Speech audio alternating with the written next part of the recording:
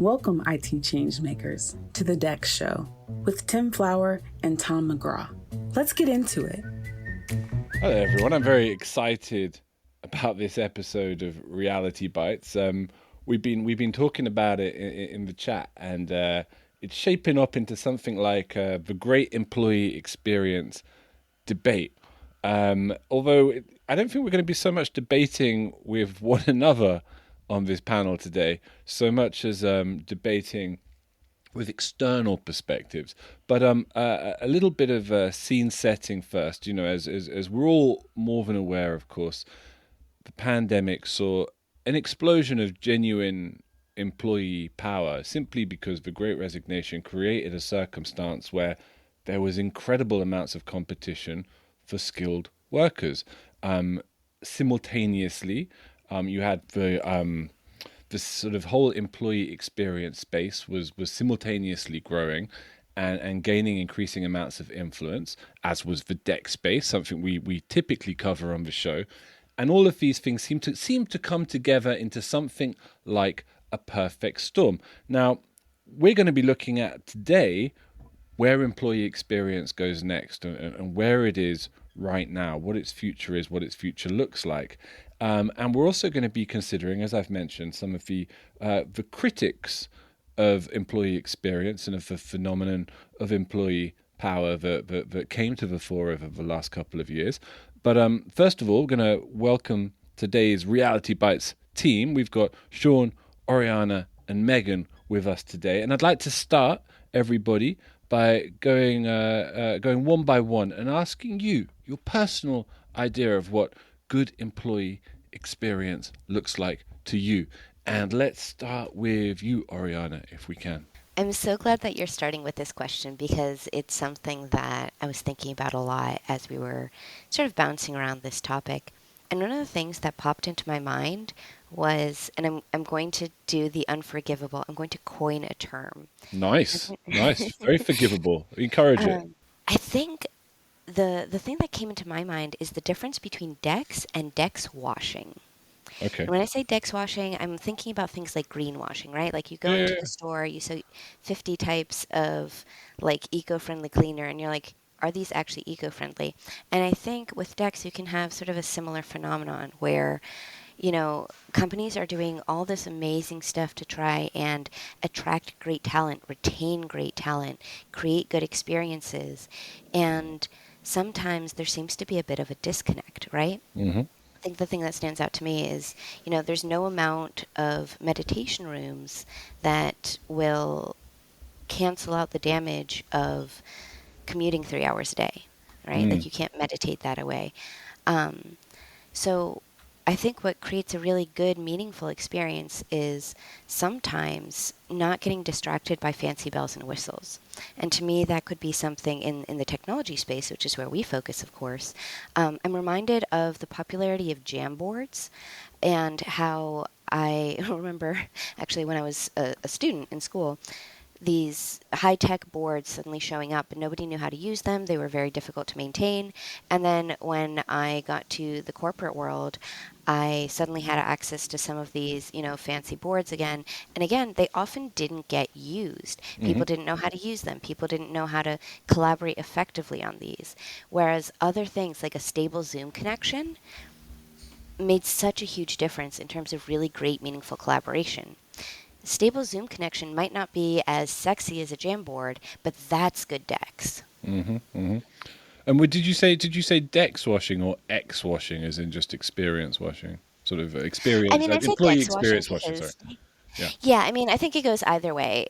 So I tried to bring it back to the digital side because I think it might be easier to see on the employee experience side with, you know, beanbag chairs don't create work-life balance. But on the technology side, I do think it's that trade-off of where do we invest our time, our effort, our resources, and making sure that we are choosing to focus on things that are really meaningful, like maybe investing more in support, right? Like, do we have well-trained, experienced support technicians that can fix issues versus do we have a fancy, I don't know, support bar that looks really snazzy, Yeah. but it's all chat AI, and you can't get to a human when you need it.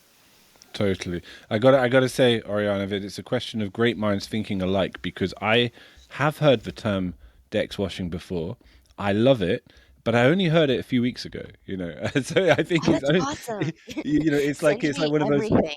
It's one of those things where like a few people think of something at the same time. They all, everyone invents something that's required, and in this case, a term. So thank you for that wonderfully strong start, Oriana. That was excellent. And let's go next to you, Sean. And fascinated to hear your idea of good employee experience. Sure. I think my idea is probably a little bit more simple, honestly. Just when you're in a place and you're just treated like an adult, that sounds very easy to know, but I think we've all probably had previous jobs where that maybe wasn't the case. So For sure. having good relationships with your colleagues in a polite and cordial environment where people are just trying to solve problems and put their egos aside, I think is first and foremost. But there's several other things, having respect in the job, and we can go down the line. But for me, that would be the top one. That's pretty good. I think I'll just chime in with my own. I think that when I think back on like my career, I'm 41, so a couple of decades in the workforce, right? The only ones that stand out to me negatively is when I'm like reporting directly to somebody on the verge of sociopathy. And that's when I look back and I'm, oh my God, that was really horrible and hard. Just about anything else is fine with me, which is perhaps a bit of a low bar. I should maybe have higher expectations. Megan, what about yourself? I hope you don't report to a sociopath, Megan, I should say first. I think I might actually, now that you mention it. The joke here being that I report to Tom. Quite so. She couldn't say one or the other. But so I feel like my take on employee experience is also like the crux of the entire argument that I've come on this episode today, really jonesing to make. But we'll start at the end. I feel like kind of similar to what Sean had to say, and I think it ties into what Oriana had to say too. I think good employee experience is when you show up to work and you feel valued and respected. Mm-hmm. Mm-hmm. And I think that's all it is. And it boils down to that. And if a company is focusing on other employee experience things that don't tie back to making that employee feel valued and respected as an equal human, then it's unnecessary. And the employee can probably see right through it. At least that's how I feel. Very, very well said, everyone. So I'm just going to sort of update the audience on what we had going on a little bit in the chat in the lead up to the show, because earlier this year, recorded, Tim and I, actually it was just me for once, recorded a really good discussion, a really interesting discussion with Jacob Morgan. If you don't know Jacob Morgan, he's really one of the leading voices in the entire employee experience space. We were delighted to have him on the show. And, expected him to really kind of sing praises for the period I just described of the pandemic and what it did specifically, of course, for employee empowerment, richness of employee experience, new employee experience, tools and technologies, etc., etc. But Jacob came out with a very, very hot take, and a very surprising one given his specific area of expertise, excuse me, which was that the pendulum has swung too far in the other direction, and that due to all of the sort of the bells and whistles of these employee experience packages, due to all of the competition for talent created by the Great Resignation, I guess I could paraphrase him not unfairly by saying people had employees had started to take their jobs a little bit for granted, had started to go to sleep at the wheel a little bit. But he was hearing this from the CEOs he spoke to. And it was certainly an interesting and provocative discussion. So I made perhaps a mistake of sharing it in the chat to see what everybody thought of this point of view. And it's fair to say that it elicited some contrary perspectives on this idea of the pendulum having gone too far. And I think the way everybody's already set out their respective ideals of employee experience perhaps point to precisely where we're getting to. But let's hear from you first, Megan, on that front. You listened to Jacob's point of view, and what did it bring into focus for you, and where do you see the last few years in contradistinction to him? Sure. So, okay, first I want to say, in case he's listening, like, full respect, and I don't think the perspective I'm about to share, I mean to share it in the spirit of debate. But, and also I think, his point was kind of, he speaks to a lot of CEOs, and he thinks that essentially employees are demanding too much, while at the same time, right, they don't want to work anymore. They don't want to come into work, they want to work remote, they want to work fewer hours, et cetera, et cetera. And I think this is a take that we're seeing a lot of, at least I am, when I go online, I go on LinkedIn or whatever. You see this, CEOs say they believe everyone's going to be back in the office. CEOs think that remote work was a fail. CEOs think, employees want to make too much money. And I've got to say that I fundamentally disagree. And I think over the last year, I think we've seen kind of the corporate embodiment of this point of view. I've seen kind of a backlash on where you hear about quiet quitting. And I think that there has been this kind of backswing. And that's what employees are frustrated about because, again, I think it boils down to that sense of wanting to feel respected and valued. And if you look at the pandemic, right, it was obviously this massive societal reset, so much larger than your job. All of a sudden, there was this thing that came out of nowhere that we had no control over that was literally killing people. And you kind of had to look around and be like, okay, what am I doing with my day-to-day life? And I think there were always those of us who questioned the value of work and were willing to kind of see that life was bigger than work. But I think there was a lot of people, especially in America, but maybe across the globe, there's a culture of, I go to work, I work really hard, I earn a paycheck, and that's my life, and I'm not going to question that. And I'm going to commute in every day. And I think that the pandemic forced even those people to see oh, hey, wait, I actually can get my job done from my house, and I'm getting my job done really well, and I'm still talking to my colleagues, and I wish I could maybe see them once a month for a get-together or something. But otherwise, I'm getting my job done. And so now that you're being sort of told, no, you have to commute again. You have to sit in your car for 90 minutes in both directions. It feels why? If we are saying we want to be a data-driven society, why do I need to sit in my car for 90 minutes each way so that I can do my work that I could do just fine from my desk at home? And when I do it at home, I can be there when my kid gets off the school bus. I can take my kid to school in the morning. I can go for a bike ride if it's a nice day. I can live my life. So I think that boils down to that wanting to feel respected. But a question for you, Megan, based on that, just because you mentioned remote work a few times there, how do you perceive the current trend at a lot of companies of bringing people back to the office? Because personally, I look at it as the remote work explosion was very much an explosion, and it was very much unprecedented, and pretty much overnight it deconstructed our sense of where we had to work and where we had to be to do our jobs and what the workplace even was. I kind of see this period, this post-pandemic period, as a reaction to that very sudden change. But my expectation is that things are only going to go in one direction from this point, which is back towards more dispersed remote work, more freedom about where you work. I see that as inevitable, and I see this kind of reaction to it as just that, a temporary recoil, if you will. Where do you think it's going to go, and how do you analyze that? Yeah, I think I agree with that. My partner's company, for example, is toying. Currently, they're still fully remote. They moved out of their office space in the pandemic. They're toying with the idea of having once a month a get together. So renting out a space just to go and visit, at a co-working space once a month. And I think that's an interesting approach because maybe people don't need to see each other every week.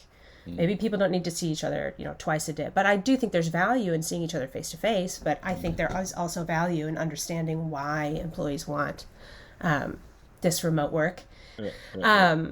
But I do think that the remote work thing, obviously, I don't know if it's not on equal standing with the salary thing of feeling valued. And it looks like Oriana might have a follow-up to my comment about people being motivated.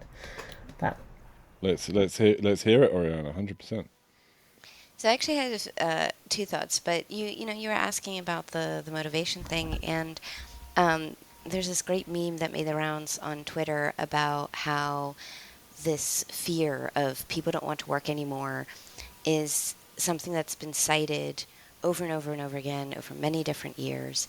And I had actually just read a book about the Great Depression, and that was one of the concerns, right? Like, oh, if we give people food, they're not going to want to work. So this is something that has been sort of in tension in conversations about policy for pretty much forever.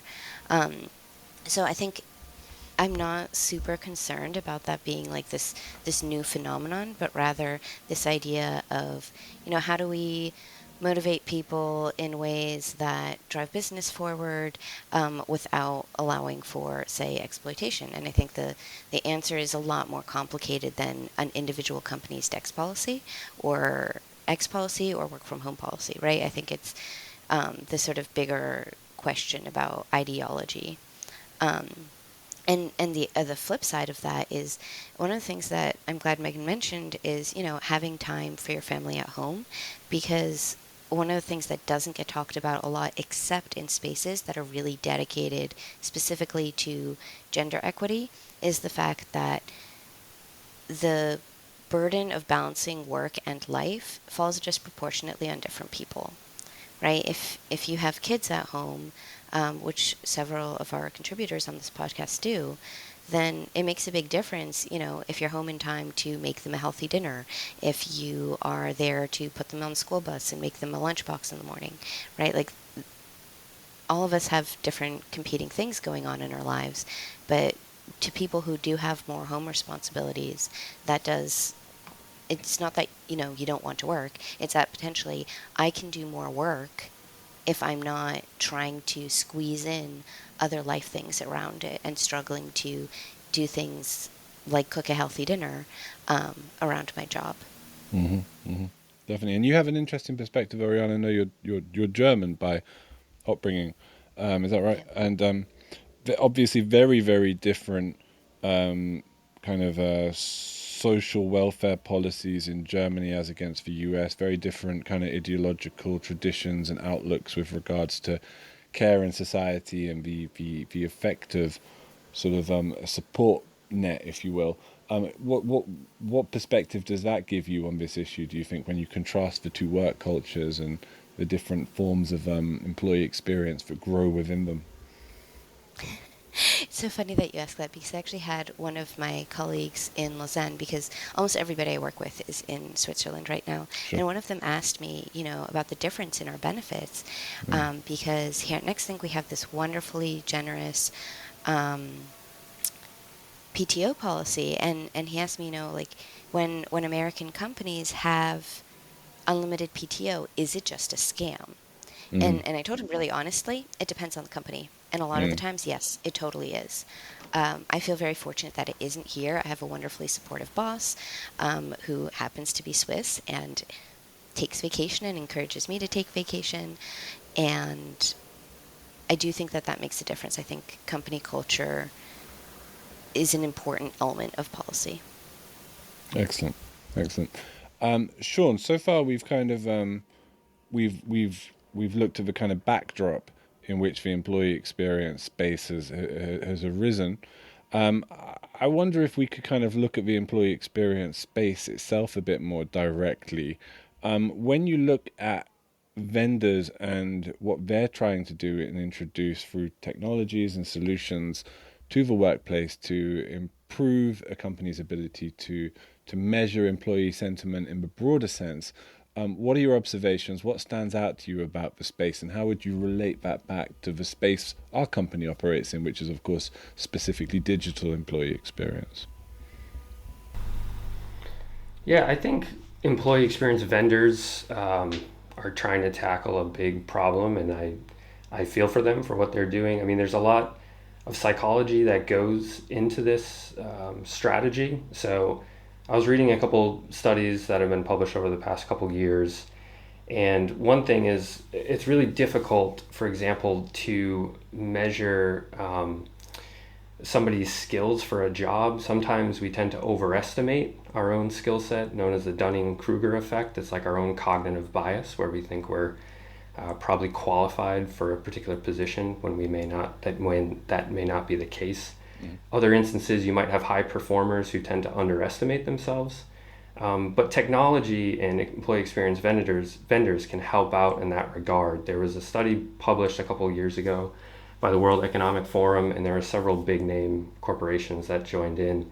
And they basically used AI to determine that AI was able to find out 3 times more skills than employees did themselves, essentially identifying skill sets that you were completely blind to, which I think is a positive finding. But obviously every company, applies the vendors and the technology differently, whether you're going to weigh heavily artificial intelligence or the rubrics or metrics you use, or whether you're going to, let a human come in and step in and make that deciding role, whether that be based on your job satisfaction or your skill set for the thing you're doing. I do find, though, that there's just kind of almost a paradoxical aspect to it all with employee experience.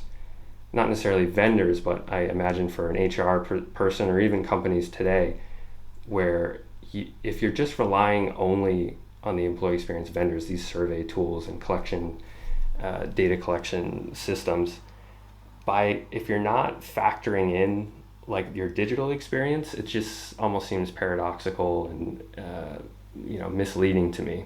Essentially, what you're doing, here's a very simple example. If I send you an employee survey at the end of the year, not only do you have to remember what you've done for the previous year, but imagine the 30 minutes prior you were having issues connecting to the network. That recency bias is going to impact how you respond to that survey. Mm-hmm. So there has to, and that's just a very simple example, there has to be some way to integrate not only your network connections, but the laptop you hold, how many errors you've encountered. All of those things I think should be pulled into the same profile when an HR generalist or manager is looking at particular employees. I don't know exactly how that would play out, but I think it's a good topic for discussion and something that most companies are trying to grapple with now. That's really interesting. Go on, Oriana. I think I was going to go to you right away, so I'd be interested to hear your thoughts on that. Yeah, I think the problem at hand, and it's one of my favorites, is this question of how to ask good questions, right? This is something that we think a lot about here at NextThink, because sometimes it's not just the tool that you use to connect to the person, it's also what are you asking, how are you asking it, right? Are you comparing it to metrics like Sean suggests? And that's one of the reasons why Engage is so great, right? The reason why we build our tool the way we did is so that you can have more moment in time interactions, so that you can target people at different times, different people at different times, which gives you a much more holistic picture, right? Totally. I used to be on a crusade here. I used to be going around to everybody influential at NextThink going, can we market Engage specifically to the employee experience space? And there was all kinds of complicated reasons why they'd already thought of that, and the answer was probably not. But I definitely agree that it's a unique tool, and you can see how it would slot into that kind of into this wider context so well. And in fact, I've spoken to customers who, in fact, ironically enough, during the pandemic, started using Engage to survey employee well-being at large, make sure everybody was sort of safe, feeling looked after, feeling supported during the first phase of the lockdowns. Wouldn't be surprised to see more use cases like that going forward. But I'd like someone to conclude, if they would, with a thought as to where these three currents that we've looked at today, specifically technology, the evolution of, or almost the deconstruction of our idea of a workplace, and I forgot what the other one was. I'd like to look at the two currents we've looked at today. Which is okay. I can do that again. Which is technology, which is employee experience, and which is the evolution of, or even the deconstruction of the workplace. And to say something about where these three currents are ultimately likely to be taking us as employees, as workers, over, say, the next 5 years. Is anyone brave enough to pick up that baton and make some kind of give us an overview or prediction? I see 3 muted microphones. You got it. Come on, Megan. You can do it. All right, I'll attempt to see where we're going. If I had to say, perhaps not where I think we're going, but where I hope we're going. Wonderful. I think the technology piece is clear, right? If you're a business, it's an obvious reason to make sure that your employees' technology is functioning. Not only functioning, but is like seamless. Yeah. Because it allows them to get their work done. It makes them feel valued and respected. And it gets rid of barriers to productivity for your business. So a continued focus on making sure that the technology you give your employees works for them and that you are on top of that would, to me, be a no-brainer. And then in terms of the evolution of the workplace, I'd love to see a future where businesses kind of break free of everybody has to commute into the office every day, and that we strike a balance, because coming together and meeting face-to-face has obvious value, and that's never going to go anywhere. At the same time, a lot of work can get done from home, and it allows people to live more fuller lives. So I think if businesses can really stop focusing on the bells and whistles, as it were, which ultimately, I think if you were to do an assessment of it, a lot of those bells and whistles are bloated spend. Probably. I think businesses are probably wasting money on some of that stuff.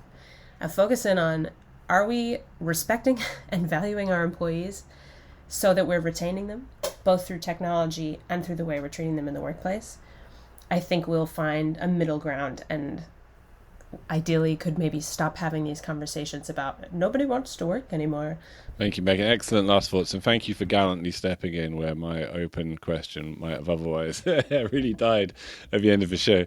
And thanks to everybody for a really, really engrossing and enjoyable discussion. I'm just going to recommend, if people are really interested in some of the trends that we've discussed today, to check out the show that Tim and I did on the democratization of work, which is a World Economic Forum term with huge relevance to a lot of what we've been saying here today, particularly Megan.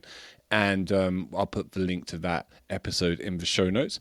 Just remains for me to thank everybody for bringing so much thought and insight today. It was great to see you all. Thanks so much. To make sure that you never miss an episode, subscribe to the show in Apple Podcasts, Spotify, or your favorite podcast player. And if you're listening on Apple Podcasts, make sure to leave a rating of the show. Just tap the number of stars you think the podcast deserves. If you'd like to learn more about how NextThink can help you improve your digital employee experience, head over to nextthink.com. Thank you so much for listening. Until next time.